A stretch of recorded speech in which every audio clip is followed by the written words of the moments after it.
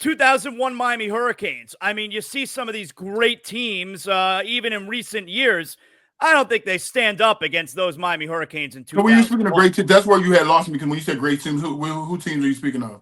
I mean, I'm with you. The Hurricanes are all the way up top. You know, I don't think any of these other teams touch the 2001 Hurricanes. Like, when you see some of these national champions, like, for instance, LSU back when, Joe Burrow was the quarterback, a lot of people think that team, or maybe one of these Alabama teams. I don't know, I feel like the McKinney. Joe I Burrow think team, they only name offensive side. They only name people on offense. That's it. Like, so it's like a one-dimensional team. Like, they were like, oh, Joe Burrow's, then he named people off the offense. He had this is like, what happened to the defensive players? I'm not hearing anybody talk about defense. You need defense too to play the game.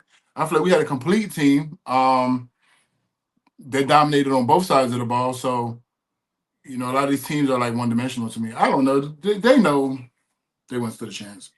I love the stat when people talk about how great your 01 Canes team is, where they'll point out if you took away all the offensive touchdowns that those 01 Canes teams scored, and you only counted special teams and defense, the Canes would have still won 8 games that year. That's crazy. That is crazy. To still be like 8-4, right, minus the offense. So I mean, that lets you know how dominant the team was in all 3 phases of the game. That's why I say we weren't one-dimensional. Now, the great Bryant McKinnie joining us here. He's got an event tomorrow night at the Seminole Hard Rock Hotel and Casino. Another evening of cocktails and conversation. It's a mental health awareness event. 7 p.m. tomorrow night. You go to BryantMcKinnie.com. How did you create this event? How did this start? Tell me a little bit about it. It started because when I retired, there was a couple of people that retired around the same time as me, and a couple of guys were having like little breakdowns, and I kind of was there because they didn't feel comfortable talking to their own family. They'd rather have talked to someone else who played the game and kind of been through some of the experience they've been through. So I kind of walked through, with some people and certain things from dealing with the NFL, NFLPA, trying to get them help and things like that. And I realized, like, this is for real. And, families don't really know what to do. And it's like, this needs to be more of a discussion. I just felt like I wanted to add that to my mission statement for my foundation and kind of focus on it. And then I've realized too, as far as men don't really discuss anything that they may be carrying. And I just felt like I need to create a space because a lot of guys are going through things as well. Especially the guys who, are looked at as like the breadwinner, and like they're kind of responsible for like a lot of things in their family and stuff like that. So it's like, but they have trying times as well, but they have nobody to release to, because if everybody who's always relying on me, I can't release to them because they're relying on me. So, it gives people a space to kind of have that conversation. And I'm happy because I always have a former NFL player on the panel. Like I have this year, I have Tommy Harris. Last year I had Ray Rice. And just keep those conversations going. But I have a great panel with therapists, life coaches, and then some other like influencers, like female rapper named Trina, actress named Lisa Ray, Sean T, who does like the insanity workouts thing. Like, so I have different people on there from different backgrounds. So I feel like it'll be a great conversation. I'm looking forward to actually hearing Tommy Harris tell his story/testimony. So it'll be a great event. BryantMcKinnie.com. You can pick up tickets for the event. It's tomorrow night, Thursday night, 7 p.m. Another evening of cocktails and conversation. Mental health awareness event is at the Seminole Hard Rock Hotel and Casino. Let's talk a little bit about your Hurricanes here. All right. Give me some thoughts here. I saw you on Twitter recently. You were helping put the good word out to help recruiting, Jackson Cantwell. He's going to be a Miami Hurricane. Like, if a recruit were to come up to you, kids thinking about which school he's going to go to, and he says, Bryant, why did you choose Miami? Why should I choose Miami? What do you then say to him? Because I feel like Miami is more than just a college. It's a brotherhood, especially amongst the athletes there. It's a small school. A lot of people look at it as a big university. It's a private school. So everybody kind of knows each other there. So you won't get lost in the sauce. And I feel like even life after football, people still come back together and even can do this type of business. So to me, it's more than just football. It's more of a family. Give me an example, because my pal Brett Romberg, of course, who I used to do the radio show with here in Miami for many years, and he talks about the same thing also, where when you graduate as a Hurricane, you go to the NFL and you're in that NFL locker room, and maybe there's some other Hurricanes there. It's just different. That brotherhood you talk about compared to other great schools which put out professional players.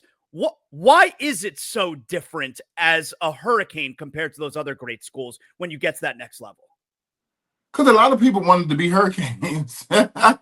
So that's part of it. And they'll tell you, jokingly, they'll definitely say, they weren't recruited, things like that. But it's different because we stay in touch with each other. We kind of give each other insight on different things that's going on. Even us, when we were still at the University of Miami, you had guys that were coming back, like Bubba Franks and Jesse Armstead and all those guys, and work out with us, Edrin James. And they would kind of give us the game prior, like, hey, it's going to be like this the next level, and you need to focus on this and how to become, give you little tools on what to do as a professional. So you always had that insight because those guys came back a lot and they worked out with us in the offseason, things like that. Has Coach Cristobal helped, I guess, expand? Well, not expand, that's not the right word, but how has he helped the environment around the program now as far as being welcoming to past Hurricanes like yourself? I mean, I think he's very welcoming.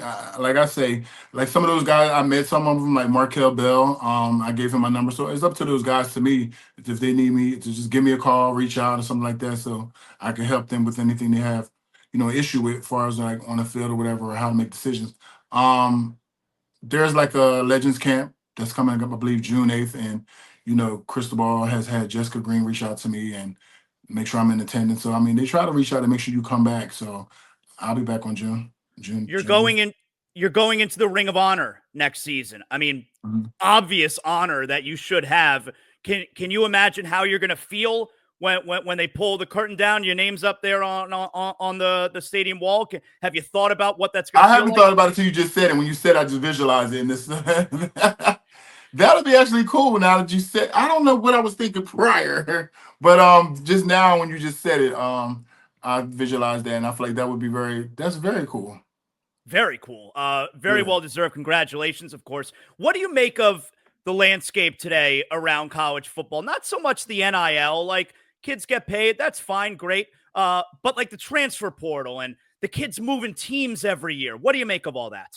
It's like, because people always ask me like, oh, how do you think, how much money would have kept, you guys, how much money you guys would have got, for your 2001 team? I'm like, that would have split up the team probably. Like you're offering all these people different, money probably would split the team up. The transferring part, I'm not really a big fan of people who keep transferring because I feel like they're not willing to fight. I feel like some of them are leaving because they're not starting. And like the guys we had, they stayed there and they've fought, till they earned the position. And I feel like that, to me, that just shows me more about the individual who stays there and fights and to get their turn. You know what I mean? To pick up and just leave like, oh, I'm not starting here, I'm gonna just leave. Like, I don't know how I feel about that. I mean, certain circumstances, I'm probably okay with it, but like if it's just because you feel like you're not starting, and if you go somewhere else and you still don't start, then it was like, what's the purpose? You like the 12-team college football playoff format? I'm pretty sure a lot of people probably who didn't get the opportunity to win the national championship back when I played probably really like it because they would have want to have an opportunity to go against us. I know Tennessee that year was hoping to play us, so I know some teams would have probably wished we had that format back then. I think it extends the season a little longer and allows, guys to actually battle it out instead of relying on a computer. Because, the year before, for us, a computer glitch, I guess. I don't know what that was. You guys would have killed that Oklahoma team. 13-2, Brian? Come on now. You guys would have killed them. Right. So I wouldn't be mad at a playoff in my era. I wouldn't have been. But I enjoy it now. Let me ask you a little bit. Today was a big news day, actually, in the NFL. They voted on potential new rules changes, and specifically the tush push. So I want to get your thoughts here as a great offensive lineman. The tush push ban did not pass today. So it is it's going to remain in the game. So give me some thoughts there on that play. I don't think it should have got banned. Like, it's all you're doing is, I feel like some people have done that just on a regular play, running back in, and the lineman comes there and just gives them a little push for an extra yard. Like, it's nothing illegal. It's just stop it. Stop the momentum. That's all. Another rule that was not going through, well, the Lions actually withdrew the proposal. They wanted to change the way the playoff seedings work. Because you remember this past year, the Vikings, they won 14 games, but they played on the road in the first round at a 10-win Rams team. So there are not going to be any changes, though, for the playoffs. Do you think they should change the way they do this? Like, are you okay with a team that has more wins than the home team playing on the road?